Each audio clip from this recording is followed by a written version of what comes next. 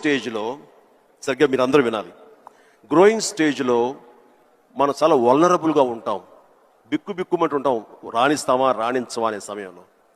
ఇలాంటి సమయంలో మనం ఎప్పుడు కూడాను పాజిటివ్ అట్మాస్ఫియర్ ఉన్న చోట మాత్రమే ఉండాలి. అది ఏర్పరచుకోవటం మన చేతుల్లో ఉంది.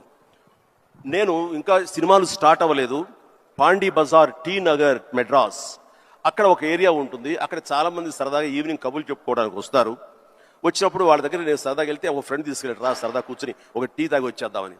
ఏంట్రా మీ ఫ్రెండా? ఎవరు? ఏం పేరు? శివశంకర్ వరప్రసాద్ అండి. ఆహా, ఓకే. ఏంటి సినిమాలో వేషాలు వేద్దామనా? అవునండి. అబ్బో ఏ వేషాలు అంటే అవకాశం ఉంటే హీరోగా చేద్దామని. రే ఇట్లారా, వీడు ఎంత అందంగా చూడు, వాడు ఫోక్లోర్ ఫేస్, ఎంత చక్కటి ముక్కు ఎక్కువ, వాడికే దిక్కుద్ది వాడు లేదు, ఏ హీరో అయిపోతాడట. అరే బాబు ఎంత మేమంతా అదే పరిస్థితి రా, చాలే అన్నాడు. ఎందుకు హుషారుగా వెళ్ళిన వాడిని తిరిగి ఎంతో